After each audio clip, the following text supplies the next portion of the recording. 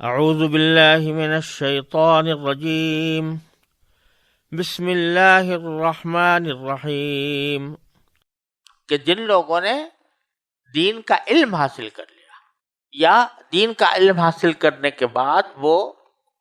اللہ تعالیٰ کے ذکر و شغل میں مصروف ہو گئے، خانقاہی نظام قائم کر لیا، اللہ والے کہلانے لگے، تو ان کو سوچنا چاہیے کہ ہم کیوں نہیں لوگوں کو اس حرام خوری سے روک رہے ہیں۔ تو شریعت کا حکم یہ ہے کہ جس قوم کے لوگ جرائم اور گناہوں میں مبتلا ہوں گے اور ان کے مشائخ علماء کو یہ بھی اندازہ ہوگا کہ اگر ہم ان کو روکیں گے تو یہ باز آ جائیں گے، ایسے حالات میں اگر یہ کسی لالچ یا خوف کی وجہ سے ان جرائم اور گناہوں کو نہیں روکتے تو ان کا جرم اصل مجرموں بدکاروں کے جرم سے بھی زیادہ سخت ہے۔ اس لیے حضرت عبداللہ ابن عباس رضی اللہ تعالیٰ عنہ نے فرمایا کہ مشائخ اور علماء کے لیے پورے قرآن میں اس سے زیادہ سخت تنبیہ کہیں اور نہیں ہے۔ اگرچہ عنوان یہودیوں کا ہے لیکن فرماتے ہیں کہ مشائخ اور علماء کے لیے اس سے زیادہ سخت تنبیہ کہیں اور نہیں ہے۔ وجہ یہ ہے کہ اس آیت کی روح سے ان کا جرم یعنی علماء اور اللہ والوں کا جرم جو اس جرائم سے لوگوں کو روک نہیں رہے، تمام چوروں، ڈاکوؤں اور ہر طرح کے بدکاروں کے جرم سے بھی زیادہ سخت ہے۔ لیکن یہ ظاہر ہے کہ یہ اسی وقت ہے جبکہ علماء اگر اس بات کی توقع رکھتے ہوں کہ اگر ہم بتائیں گے تو یہ لوگ باز آ جائیں گے، اور اس صورت میں چاہے لوگ ہمیں برا بھلا کہیں تو لیکن ہم ان کو سمجھائیں گے، ان میں سے کچھ اللہ کے بندے اگر تسلیم کر لیں تو ٹھیک ہے، اور اگر یہ خیال ہو کہ ان میں سے ان کو ماننا نہیں ہے، یہ طے شدہ بات ہے کہ ہم ان کو سمجھائیں گے تب بھی یہ باز نہیں آئیں گے، تو اس صورت میں واجب تو نہیں رہتا بتانا، لیکن افضل اور اعلیٰ پھر بھی ہے کہ آدمی پھر بھی بتاتا رہے، کیا پتہ اللہ تبارک و تعالیٰ کسی وقت کسی کو ہدایت کا ذریعہ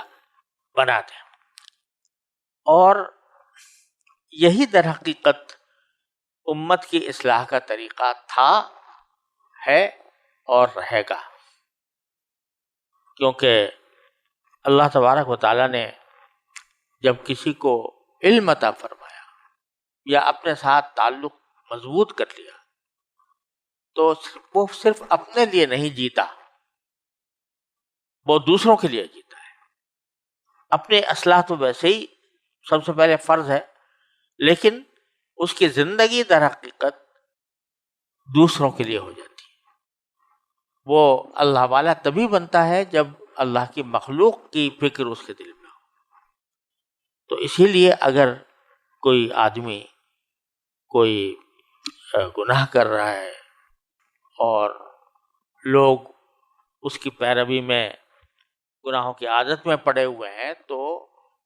اللہ والوں کو اور علماء کو چین نہیں آنی چاہیے کہ اس وقت تک جب تک کہ اس گناہ سے لوگوں کو روکنے کا فریضہ انجام نہ دے دیں۔ نبی کریم سرور عالم صلی اللہ علیہ وسلم کا حال تو قرآن کریم نے بتایا، لعلک باخع نفسک الا یکونوا مؤمنین، کیا آپ اپنی جان کو ہلاک کر ڈالیں گے اس واسطے کہ لوگ ان کے درد میں کہ یہ ایمان نہیں لا رہے؟ تو اس درجہ تو یہ درجہ تو پیغمبر کا ہے کہ وہ اتنا افسوس اور رنج کرتے ہیں اپنے عوام کو دیکھ کر کہ ایسا لگتا ہے کہ اپنی جان کو ہلاک کر ڈالیں گے۔ اگر وہ نہیں ہے تو کم از کم اتنی طلب تو ہونی چاہیے اہل علم میں اور اہل دین میں اور اولیاء اور صوفیہ میں، خانقاہ والوں میں، کہ ساری دنیا کو جب دیکھ رہے ہیں اگر غلط راستے پر جا رہی ہے تو اس پر ان کو کم از کم رنج تو ہو۔ قرآن کریم میں جیسے احکام آئے ہیں اس کی روشنی میں رسول کریم صلی اللہ علیہ وسلم نے ارشاد فرمایا کہ جب کوئی شخص کوئی منکر دیکھے، کوئی برائی دیکھے تو اگر ہاتھ سے روک سکتا ہے تو ہاتھ سے روک دے، اگر ہاتھ سے نہیں روک سکتا زبان سے روک سکتا ہے زبان سے روک دے، اور اگر زبان سے بھی نہیں روک سکتا تو پھر کم از کم دل سے تو اس کو برا سمجھے۔ اور عجیب بات یہ ہے یہاں پر جو الفاظ آئے ہیں حدیث میں وہ یہ ہے کہ من رأى منکم منکرا فلیغیرہ بیدہ، جو کوئی منکر کو دیکھے، برائی دیکھے تو اس کو اپنے ہاتھ سے تغییر کر، اس کو بدل دے۔ ومن فإن لم يستطع فبلسانہ، اگر ہاتھ سے بدلنے پر قدرت نہیں ہے تو کم از کم زبان سے بدلے، زبان سے تاکید کرے، لو برائی کرنے والے کو کہ اس سے باز آ جاؤ۔ وإن لم يستطع فبقلبہ، اور اگر وہ اس کی بھی طاقت رکھتا ہو تو دل سے بدل دے۔ بقلبہ کا تعلق اسی سے ہے، فلیغیرہ، تو دل سے بدل دے۔ عام طور سے ہم ترجمہ یہ کرتے ہیں کہ وہ دل سے اس کو برا سمجھے،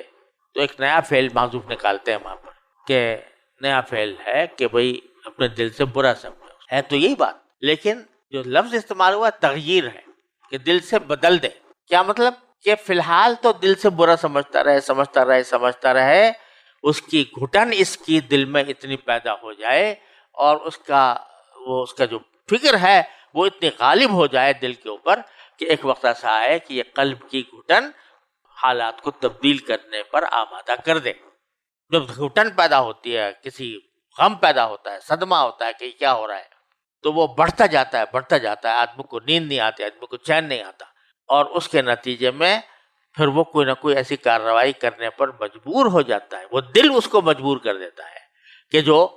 بدلنے کے اوپر آمادہ کرتے ہیں، زبان سے یا ہاتھ سے۔ جب البتہ ہاتھ سے بدلنے کا جو حکم ہے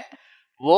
صاحب اقتدار کو ہے، جس کا کہیں اقتدار ہو۔ جیسے ایک انسان کو اپنے گھر پر اقتدار حاصل ہے تو اس کا یہ فریضہ ہے کہ اگر کوئی برائی دیکھ رہا ہے ہاتھ سے ختم کر دے۔ اور اسی طرح کوئی شخص جو ہے وہ اگر کسی ادارے کا سربراہ ہے تو اس ادارے کے اندر اس کو اقتدار حاصل ہے، وہاں کوئی منکر ہو رہا ہے، کوئی برائی ہو رہی ہے تو اس کا فرض ہے کہ ہاتھ سے۔ کوئی شخص کسی ملک کا سربراہ ہے تو اس کا اقتدار پورے ملک کے اوپر ہے، تو وہاں اس کا فریضہ ہے کہ وہ اپنے ہاتھ سے اور جس کے اندر طاقت نہیں ہے تو وہ کم از کم زبان سے کہے، کم سے کم دل سے برا سمجھے، اور دل سے اتنا برا سمجھے کہ بالآخر جا کر وہ حالات کی تبدیلی پر منتج ہو جائے۔ تو یہ اللہ تبارک و تعالیٰ کا ارشاد ہے۔ اس ارشاد کے نتیجے میں بات روئے سخن تو ہے یہودیوں کی طرف، لیکن در حقیقت تعلیم ہم سب کو دی جا رہی ہے کہ ان باتوں سے پرہیز کرو۔ اور جیسا کہ فارسی کا ایک شعر ہے کہ گفت آیت در حدیث دیگراں، کہ بڑی اچھی بات وہ ہوتی ہے کہ جو مخاطب سے براہ راست کہنے کے بجائے دوسروں کی گفت بات کرتے ہوئے اشارہ دے دیا جائے۔ تو یہاں پر بھی ایسا ہی ہے۔ اللہ تبارک و تعالی ہم سب کو اس پر عمل کرنے کی توفیق عطا فرمائے۔